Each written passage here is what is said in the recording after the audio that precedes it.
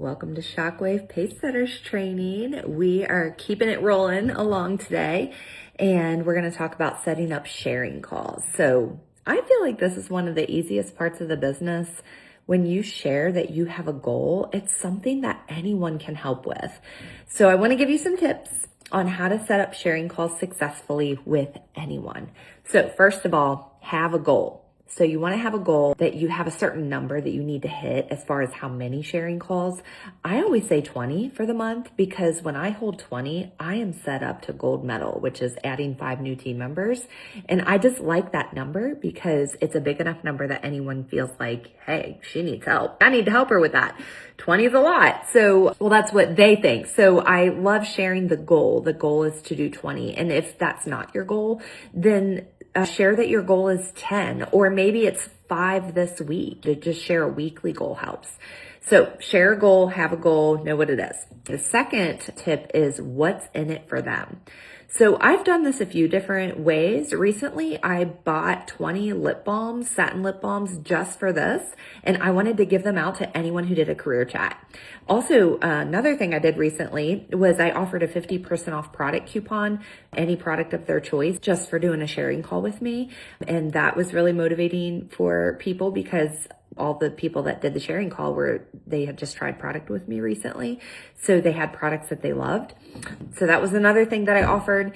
Whatever it is that you do, that you offer as a gift for doing a sharing call, remember this rule of thumb when it comes to booking anything. People will say yes because they like you, but they'll follow through because of what's in it for them. So the third tip is when I'm at an appointment and it's a group, there's something that I say that sets the stage to make it really easy to get a yes for the sharing call from everyone when I talk to them one-on-one.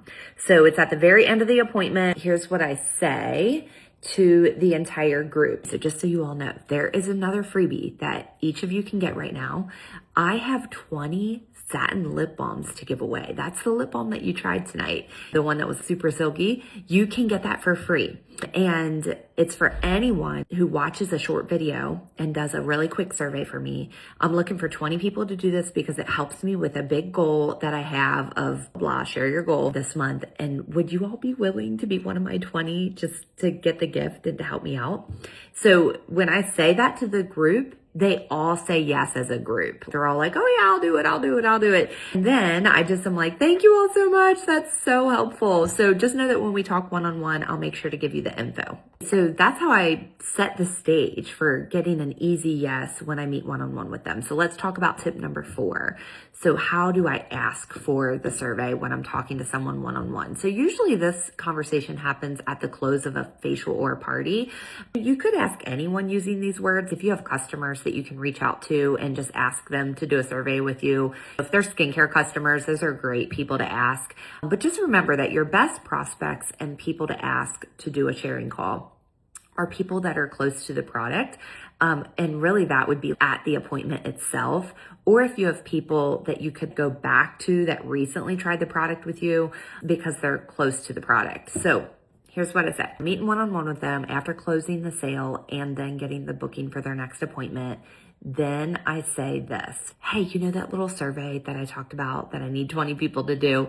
Could I offer you the 50% off product coupon for doing that for me? Is that okay? Would you be willing? So I say that if I've already set the stage and told the group about it, then it's really easy for me to be like, oh, that survey, could I count on you for that? Is that okay? I'd love your feedback. Now, if I didn't say that to the group, maybe it's a one-on-one facial, then I'll say something similar that I just told you that I say to the group. I'll say, oh, I have something to ask you and you can get a free lip balm out of it. I have 20 lip balms to give away this month and it's for anyone who does a really quick survey for me and it's super easy, but I would love your feedback. Would you be willing?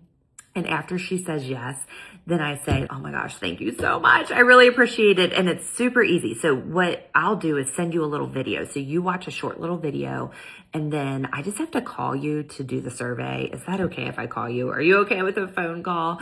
I always say that, throw that in. Are you okay with a quick phone call? Just because so many people don't answer their phones anymore. So if I set it up as, hey, I'm going to call you. You're not going to text me your feedback or you're not going to fill out a form. I'm actually going to give you a call and just ask you a couple questions. So that's what I say. But she's already said yes to the survey. So remember, that's key, is just giving people a little bit of information at a time. So if you noticed, all I said was like, hey, you get a gift. I have 20 gifts and it's for doing a quick survey for me. Are you willing? So then she says yes. So you have her yes, but she doesn't have all the information yet. So now you're going to give her the information. It's super simple. You'll watch a short little video. And then after you watch the video, I'm going to call you. Is that okay if I call you? So it's little bits of info, but now it's set up. She understands she has homework. She has a video to watch and it's short and sweet. And then that she's going to have a conversation with you on the phone. And I'll just tell her it's only a couple questions. It's super easy. And I so appreciate your feedback. And you get that free lip balm or you get that 50% off product coupon for helping. Don't stop there. You don't want to leave it at that. And the next thing I say is, so let me set up a time, because if I don't put this on my calendar, then it's not going to happen.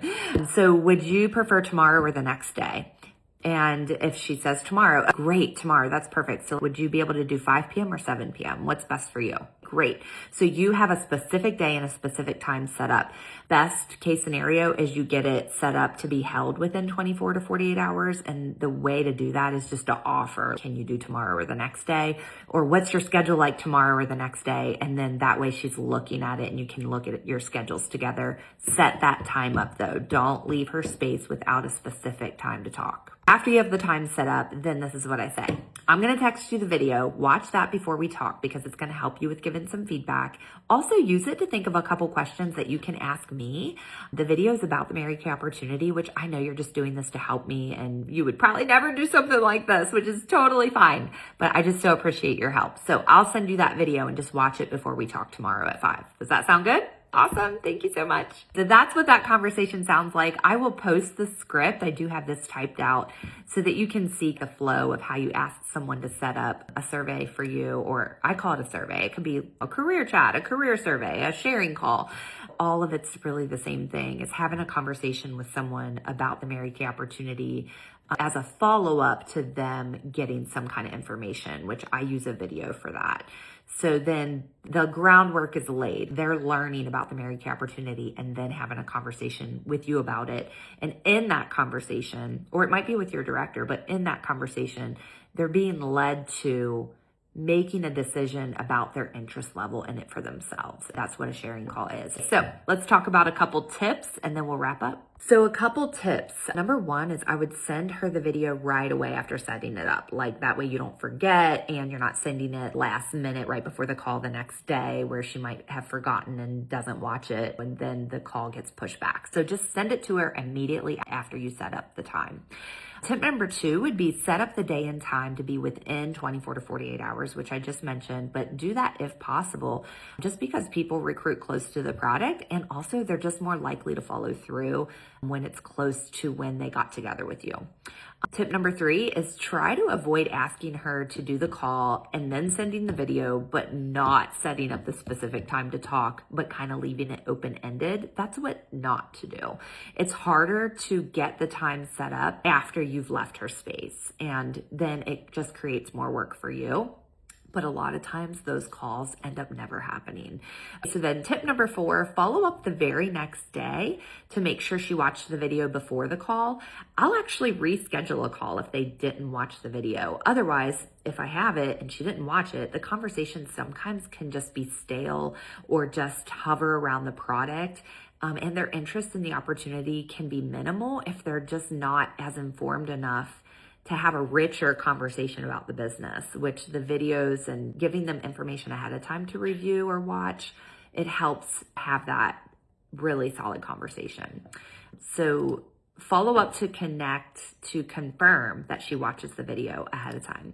And then tip number 5, if you're doing these with your director still, if you're a new consultant or you're still doing sharing calls with your director, I would recommend that you ask your director for times ahead of time before you go into an appointment. So that way you can easily book times on the spot with people.